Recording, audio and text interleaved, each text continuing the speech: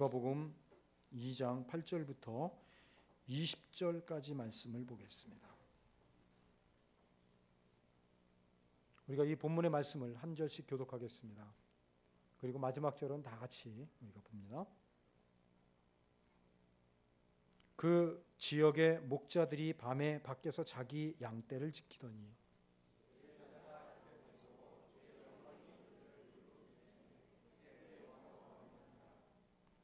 천사가 이르되 무서워하지 말라. 보라, 내가 온 백성에게 미칠 큰 기쁨의 좋은 소식을 너희에게 전하노라.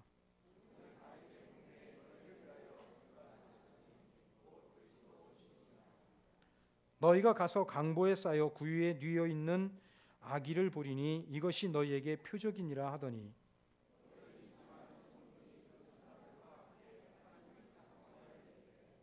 지극히 높은 곳에서는 하나님께 영광이요 땅에서는 하나님이 기뻐하신 사람들 중에 평화로다 하니라.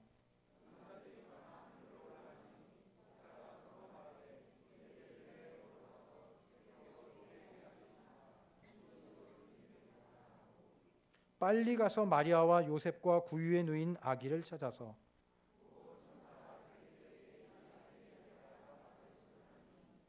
듣는 자가 다 목자들이 그들에게 말한 것들을 놀랍게 여기되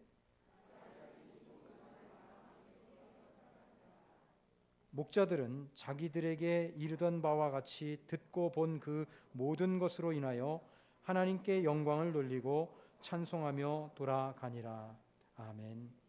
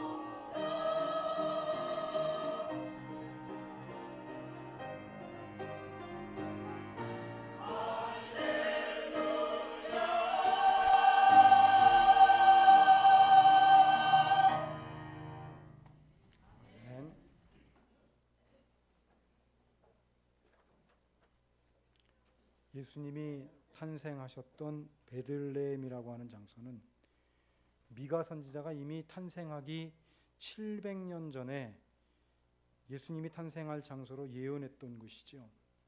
그래서 매년 12월 24일만 되면 전 세계에서 수많은 사람들이 이 장소로 모여들어서 축하하고 행사를 진행을 한다 그럽니다. 해발 700m 지역에 위치한 이 베들레헴이라고 하는 것은 올리브와 포도원으로 온통 둘러싸인 아름다운 도시가 되어져 있다 그럽니다. 그리고 베들레헴에서 얼마 떨어지지 않은 곳, 당시 목자들이 양을 목축했던 것으로 여겨지는 한 장소, 곧 천사들이 목자들에게 나타났던 곳을 추측하는 바로 그곳에 목자들의 들판교회가 기념으로 세워져 있습니다. 그래서 해마다 수많은 그리스도인들은 바로 이 목자들의 들판교회를 시작으로 해서 베들레헴 시내에 있는 예수 탄생 기념교회로 행진하는 것을 성탄절 행사로 반복해 왔습니다. 2000여 년 전에 예수님이 이 땅에 처음 오셨을 때 그 첫 번째 크리스마스를 경험했던 사람들은 오늘 우리가 함께 본문을 통해서 보았던 들판에서 양떼를 치던 목자들입니다. 당시의 여관은 대개의 경우 1층은 가축을 기르는 그런 장소로, 그리고 2층은 사람들이 숙박을 하는 그런 곳이었다 그럽니다. 그러니까 예수님의 탄생이 마구간이었다라는 것은 우연한 것이 아니었다는 것이지요. 호적을 하기 위해서 예수님의 육신의 부모였던 요셉과 마리아가 베들레헴으로 찾았을 때는 그 지역상 거리 때문에 나사렛이라고 하는 것은 굉장히 이스라엘 땅에서도 거의 북쪽 끝부분에 해당되어지는 그런 곳이거든요. 그래서 다른 사람들에 비해서 오랜 여행을 해서 베들레헴에 도착해 보니까 아무래도 이 두 사람이 하룻밤을 묵어갈 수 있는 빈방을 구하기는 쉽지 않았을 것입니다. 그래서 하룻밤을 묵을 장소뿐만 아니라 이제 곧 해산의 시간이 다 돼서 막 태어날 아기 예수를 위해서라도 당시 여관들이 가지고 있었던 가축을 기르는 곳이라도 필요했던 것이지요. 그런데 문제는 이런 것이 문제가 아니라 정작 예수님이 이 땅에 오셨을 때 그 여관 2층 어디엔가 분명히 있었을 여관의 주인은 아기 예수님을 가장 먼저 맞이할 영광의 기회가 있었음에도 불구하고 그 영광을 가지지 못했다는 것입니다. 그 말은 이 여관 주인은 새로 태어날 새 생명에 대한 관심조차 가지지 않은 인정머리가 없는 사람이었을 뿐만 아니라 영적인 분별력, 하나님을 진심으로 바라보는 눈을 가지지 못한 사람이었기 때문에 자기 집 발치에서 예수님의 탄생을 목격하고 영접할 수 있는 기회를 영원히 잃어버렸다는 것이지요. 그게 문제 아니겠습니까?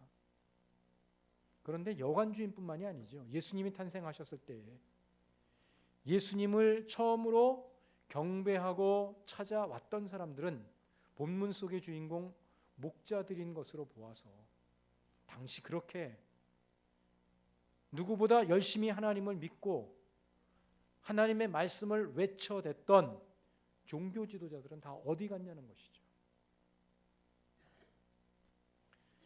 유대인들은 처음부터 살아계신 그 하나님, 유일하신 하나님을 믿어왔던 민족이었습니다. 어느 누구도 그들에게 예수님을 처음으로 영접할 수 있는 첫 번째 크리스마스의 영광을 안지 못했습니다. 오직 목자들만이 그 영광을 안게 된 것입니다. 그런 사실 속에서 오늘 우리는 해마다 맞이하는 크리스마스이지만 그 해마다 맞이하는 크리스마스 속에서 과거 그들이 저질렀던 잘못의 우를 범하며 크리스마스의 진정한 주인공을 경험하지 못하고 만나지 못하는 어리석은 모습은 있지 않는지 생각하게 됩니다.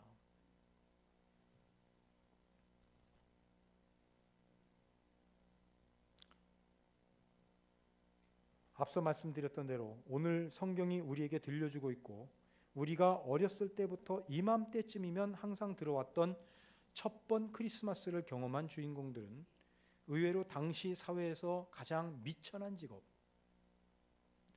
글쎄요, 그 당시에 이 목자들의 직업을 무엇으로 비유하면은 여러분들이 이해할 수 있을까요? 그냥 막연하게 미천하다, 비천한 직업이다 그러면 실감이 안 나잖아요.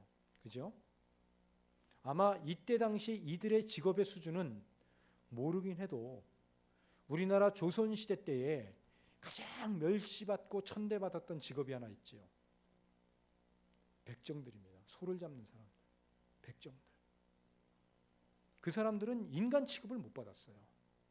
거기에 비견할 수 있는, 거기에 조금 못 미치는 그런 수준의 직업이 아니었을까 생각을 하게 됩니다.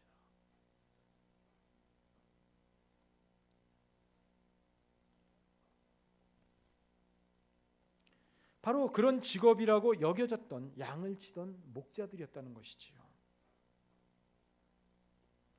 아기 예수님의 탄생을 알리고 목자들에게 나타난 천사들의 찬양은 높은 곳에서는 하나님께 영광이요 땅에서는 하나님이 기뻐하시는 사람들 중에 평화라는 내용이었습니다. 분명히 이 천사들의 찬양 소리를 듣고 목자들은 베들레헴 성내로 들어가서 예수님을 보았고 만났습니다. 경배했습니다. 모르긴 해도 그들의 마음에는 말로 표현할 수 없는 감동의 물결이 분명히 있었을 것입니다. 그러나 그들은 다시 빈손으로 자신들의 직장인 들판으로 돌아왔습니다. 그들은 여전히 빈손이었고 천사의 음성을 듣고 찬양하는 소리를 들었다 그래서 그들의 사회적인 위치나 조건들 그리고 환경이나 상황들이 변한 것은 아니었습니다. 그러나 그들은 깊은 감격과 감동이 있었습니다. 왜인 줄 아세요? 당시 사회에서 가장 천하게 여겨졌던 자신들을 찾아준 하나님의 마음, 하나님의 사랑. 그런 비천한 자신들을 잊지 않고 누구보다 귀하게 여겨주시고 품어주신, 그래서 예수님의 탄생을 직접 목격하고 경배할 수 있도록 인도해 주신 그 하나님의 사랑을 경험했기 때문입니다. 구약의 시편 중에 한 편이 기억나지 않습니까? 비천한 가운데서 우리를 기념하고 기억하시는 하나님. 그들은 어쩌면 죽을 때까지 목자의 신분에서 그 신분 자체를 벗어나지 못한 채 이 당시의 자신들의 경험을 추억하며 그렇게 살아갔을지도 모르겠습니다. 그러나 그들의 마음에는 자신들처럼 미천한 사람들도, 보잘것없는 사람들도 하나님은 결코 잊지 않고 기억하고 사랑해 주신다는 분명한 확신이 있었을 것이라는 겁니다.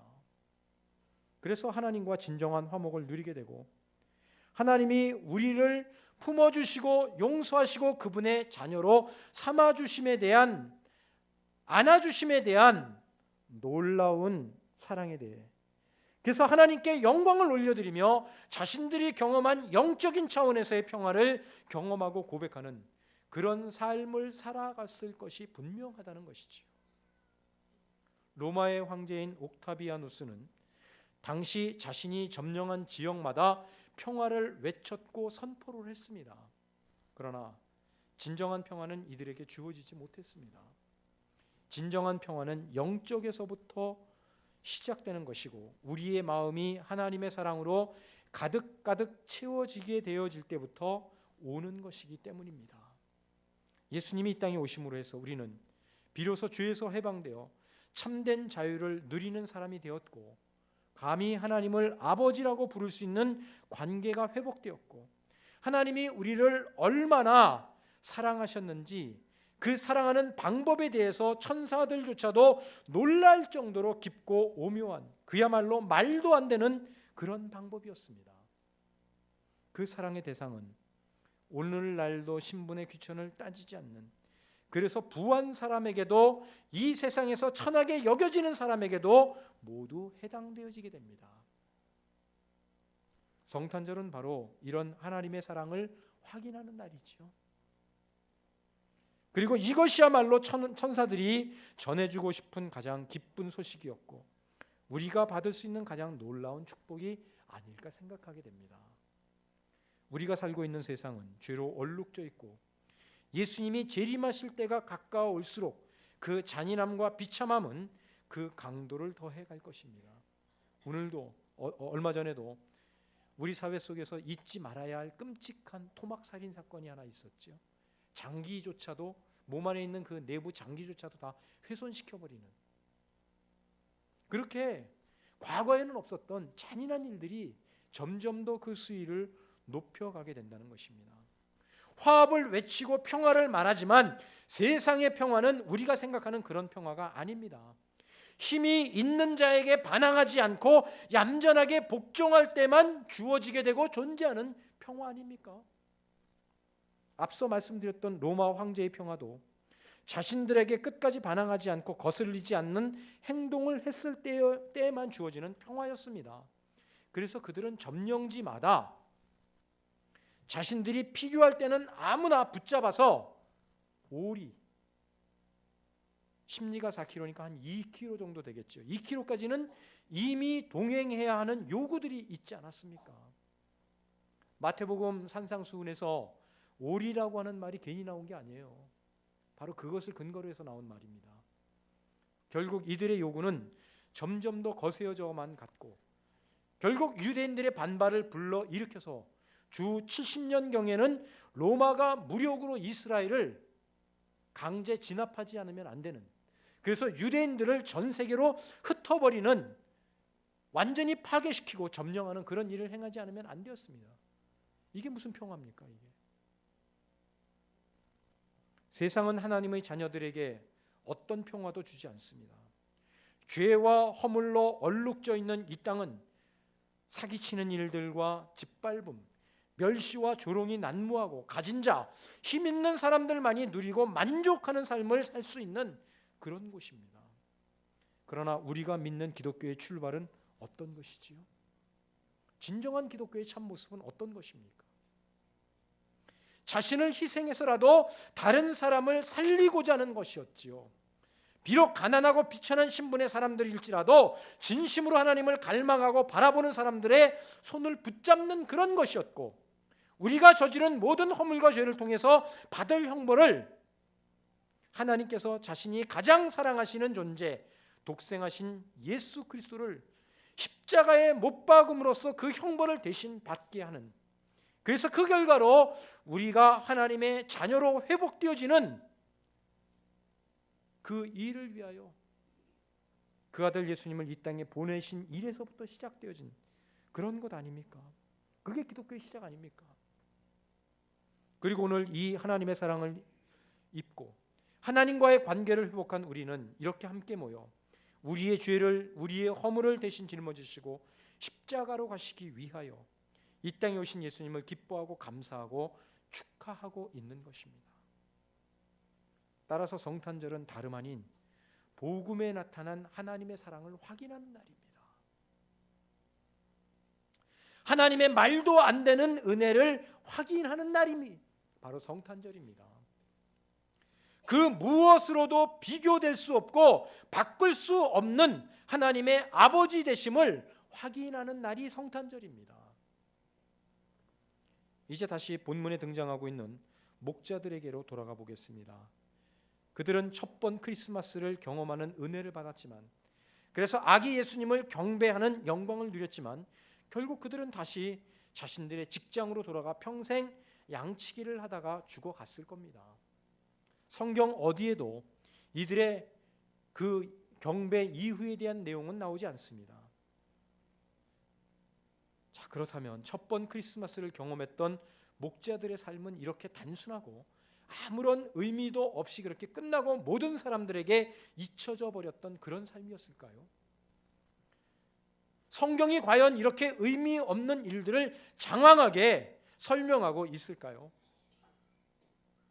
그들은 성경에서는 설명하지 않고 있는 기쁨이 있었고, 그들의 마음에는 천사들의 음성과 영광스러운 찬양과 아기 예수님을 경배하는 모습을 통해 우리를 지으시고 우리를 사랑하시고 우리를 찾아오신 하나님, 비천한 가운데서도 당신을 바라보고 붙드는 자들을 결코 외면하지 않고 함께 하시는 하나님, 그래서 소망이 될 뿐만 아니라 하나님의 자녀로, 하나님의 백성으로 부름을 받은 사람들만이 누리고 고백하게 되는 감사와 자랑으로 가득한 삶을 살아갔을 것이 분명합니다. 물론 그들은 자신들이 보고 경험한 모든 것들을 주변 사람들에게 알리고 외치고 전했을 거예요. 오늘 본문 속에서도 그 일부의 내용이 나오죠. 그들이 아기 예수님을 처음 경배했던 그 마구간에 가서 뭐라고 얘기해요?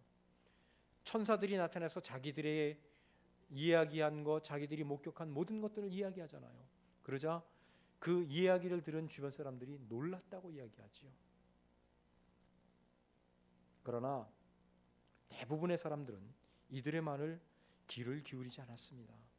왜냐하면 그 당시 이스라엘 종교 지도자들을 비롯해서 대부분의 유대인들은 구약에서부터 오래전 예언했던 메시아는 세상에 강력한 힘을 가지고 모든 나라를 굴복시키고 호령하는 능력이 있는 메시아상을 이미 마음속 깊게 새겨 놓았기 때문입니다. 그 옛날 근동의 모든 국가들이 두려워했던 다윗 왕국을 화려하게 부활시킬 수 있는 그런 메시아.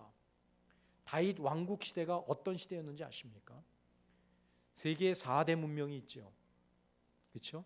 세계 4대 문명 중에서 4대 그 문명이 발생한 지역이 4개가 있는데 그 중에서 2개가 근동 지역에 몰려 있어요. 메소포타미아 문명, 바로 바벨론으로 대표되잖아요. 그리고 이집트 문명이 있죠. 이집트.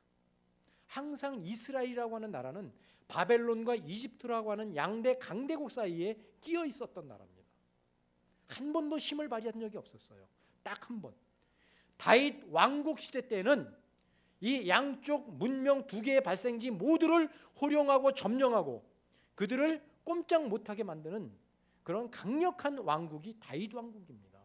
쉽게 말해서 메소포타미아 문명과 이집트 문명을 호령했다는 것은 전 세계를 호령했다는 것과 똑같은 말입니다. 다윗 왕국 시대가 바로 그런 시대였습니다.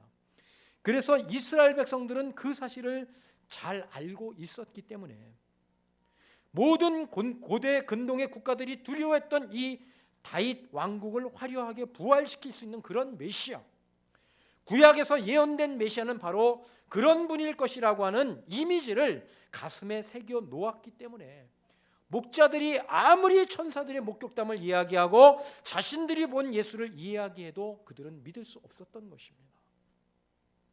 그렇게 능력이 있고 힘 있는 분이 감히 왕궁도 아니고 마구간이라니, 여러분들 같으면 이 사실이 믿어지시겠어요? 따라서 우리들이 신앙생활을 해가는 가운데서도 마찬가지입니다. 우리가 어떤 선입관, 어떤 신앙관을 가슴에 새겨 놓느냐에 따라서 진실한 진리가 받아들여질 수도 있고 왜곡되어져서 변형되어서 받아들일 수도 있는 겁니다. 사람들의 마음은 그렇게 무서운 거지요. 우리가 따라서 어떤 신앙관을 가지고 신앙생활을 해갈 것인가는 정말 중요한 것이에요. 당시 예수님이 탄생하셨던 그 이스라엘이라고 하는 나라가 얼마나 하나님을 열심히 섬겼던 나라입니까? 그들은 선택받은 선민이었어요. 예수님이 탄생하시고 복음이 외쳐지기 전까지는 이 세상의 유일한 하나님의 백성들은 이스라엘 사람들밖에 없었습니다. 그런데 그들이 잘못된 이미지를 마음속에 새겨놓으니까 정작 예수님이 이 땅에 오셨을 때는 그 예수님을 받아들이지 못하더라는 것입니다. 잘못된 신앙적 가치관이 그렇게 무서운 겁니다. 오늘 우리가 우리 시대 속에서 그런 일들을 반복하면 안 되겠지요. 그러나 세상을 무력화하고 굴복시키기 위한 메시아가 아니라 세상의 모든 죄와 허물을 짊어지시려고 하는 메시아는 마구간만으로도 충분했습니다. 그것이 하나님의 생각이고 하나님의 방법이기 때문입니다. 중요한 것은 오늘 우리가 마음속에 이미 상상하고 새겨놓은 그 어떤 신앙관으로 인하여 또다시 예수님을 우리의 마음속에서 밀어내거나 십자가에 못 박거나 이 땅에 오신 예수님을 모셔드리지 못하고 진정한 경배를 할 수 없다는 것, 그게 문제가 될 수 있다는 것입니다. 그래서 우리의 삶을 보면 주님을 위하여 희생하고 주님을 위하여 양보하는 것은 세상으로 표현하자면 그렇다는 것이지, 실제의 모습에서는 자신의 의를 드러나는 일들이, 자신의 잘남을 증명하는 일들이, 또 자신의 목적하는 것을 얻기 위하여 얼마나 자주 예수님의 이름을 팔아먹고 수단과 방법으로 삼는 삶을 살아가고 있는지, 이 부분을 점검하고 돌아봐야 될 것입니다. 우리는 이미 하나님의 사람으로 살아가는 영광스러운 존재로 부름을 받은 사람들이라는 사실을 확인하십시오. 우리는 이 세상이 추구하고 유혹하는 가치관이나 방법이나 습관으로 살아갈 수 없는 사람들이 되었다는 사실을 확인하십시오. 그것 자체가 우리의 기쁨이고 보상이고 영광이 될 수 있는 것입니다. 아들을 예수를 이 땅에 보내심으로 오늘 우리를 부르신 하나님의 영광과 사랑을 우리가 지금 확인하고 있다면, 우리는 상황이나 환경이나 위치에 관계없이 늘 하나님께 감사함으로 나아갈 수밖에 없습니다. 바리새인 시몬의 집에서 식사 대접을 받던 예수님이 한 여인의 등장으로 그 여인이 눈물을 흘리며 예수님의 더러운 발에 입을 맞추고 감사의 마음을 전했던 사건을 여러분들은 기억하십니까? 그때 예수님이 하셨던 말씀 가운데 하나는 많은 죄를 용서함 받은 사람이 사랑함이 많다는 말씀을 하십니다. 예수님의 사랑을 경험했던 여인은 감사와 감격과 예수님에 대한 사랑함이 가득했습니다. 그래서 그 더러운 발이지만 자신의 마음을 그 발에 입맞춤으로 표현하고자 했던 겁니다. 이렇게 하나님의 사랑을 진짜로 체험하고 가슴에 담고 있는 사람들은 상황이나 환경이나 위치에 관계없이 자신의 마음을 어떤 식으로든 표현할 수밖에 없습니다. 그래서 그 감사와 찬송이 지극히 높은 곳에서는 하나님께 영광이요, 땅에서는 하나님이 기뻐하신 사람들 중에 평화라는 천사들의 찬송으로, 그리고 그 찬송이 다시 여러분들의 신앙 고백으로 새겨져서 하나님이 부르시는 그날까지 하나님의 사람으로 뜨겁게 살아가시고자 다짐하고 또 결심하는 복된 삶이 되시기를 주님의 이름으로 축원합니다. 기도하겠습니다.